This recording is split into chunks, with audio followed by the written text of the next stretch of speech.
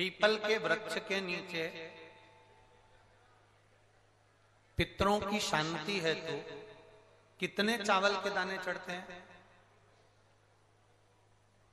अगर कोई ब्राह्मण ने कह दिया तुम्हारे यहाँ पितृ दोष है, 1 रुपया कमाते हो, 1.25 रुपये खर्च होता है, तुम्हारे पास में पैसा टिकता नहीं, तुम्हारे यहाँ पितरों का दोष है, तो तुम एक चावल का दाना अगर आप कहे कि पीपल के वृक्ष के नीचे दिया लगाओ, पीपल के वृक्ष के नीचे आप जल चढ़ाओ या महादेव के मंदिर में 1 लोटा जल चढ़ाओ, तो हम कहते हैं ना कि प्रदोष के दिन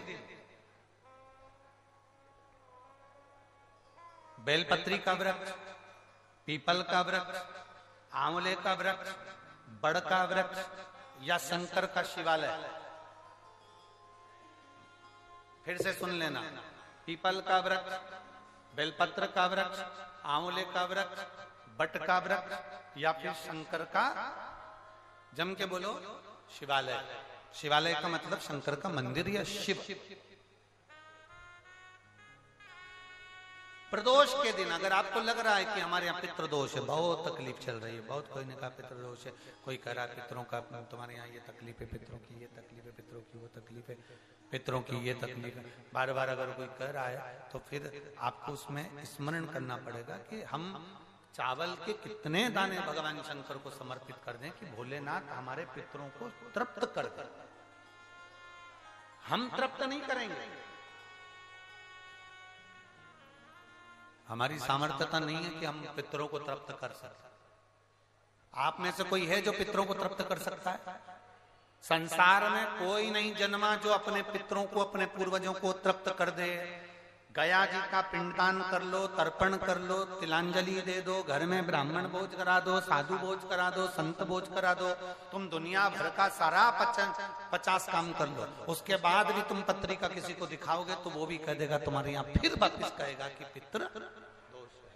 अब तुमने अभी इतना अनुष्ठान करा, इतना पिंडदान करा, इतना तर्पण करा, इतनी तिलांजलि करी, इतना सब कुछ करा, इसके बाद वापिस पितृदोष आ गया, फिर वापिस पितृदोष। क्यों? दुनिया में ऐसा कोई नहीं जन्मा जो अपने पितरों को तृप्त कर। आप अपने घर के लोगों को तृप्त नहीं करते, जो जिंदा हैं वो उनको बोलो री भाई जीजियो, सही है कि गलत है?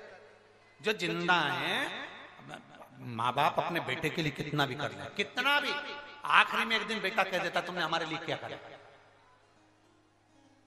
बहू के लिए कितना कर लो, आखिरी में बहू कह देगी वो तो जेठानी को ज्यादा करती है, देवरानी को ज्यादा करती है, हमको करती है, अपनी ननद को ज्यादा करती है, बेटी को ज्यादा करती है, बेटी को लगता है कि बहू को ज्यादा करती है,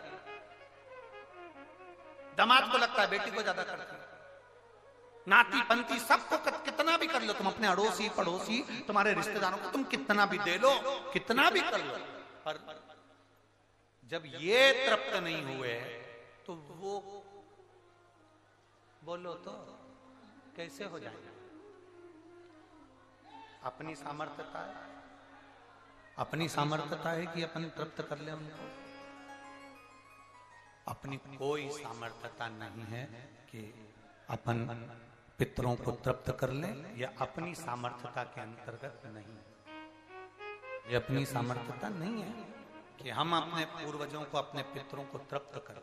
तृप्त कौन करेगा?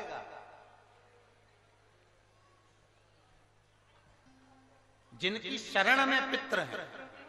वास्तु के देवता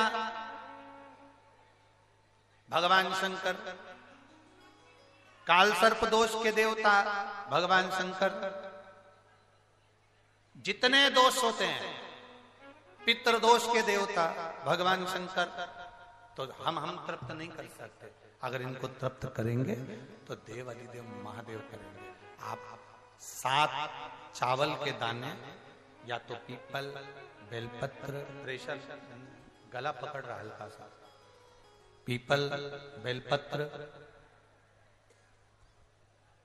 आंवला, बटवृक्ष या फिर शिवालय, प्रदोष के दिन 7 चावल के दाने आप इन जगह में से कहीं पर भी अगर आप समर्पित कर देते हैं तो उसके बाद आप जो जिंदगी जी रहे हैं और 3 महीने फिर आप अंदाजा लगा कर देखना कि आपने जो 7 चावल के दाने इन स्थान पर अगर आपने समर्पित करे तो उसका फल पितरों को मिला कि नहीं मिला, और उसका फल हमें प्राप्त हुआ क्या।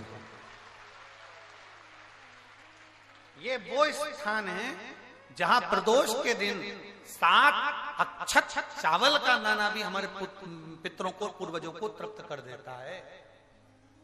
कौन कौन सा स्थान वापिस बोलेंगे सभी लोग? पहला पीपल, दूसरा बेलपत्र, तीसरा आंवला, चौथा बटवृक्ष और 5वां शिवालय, शंकर भगवान का स्थान।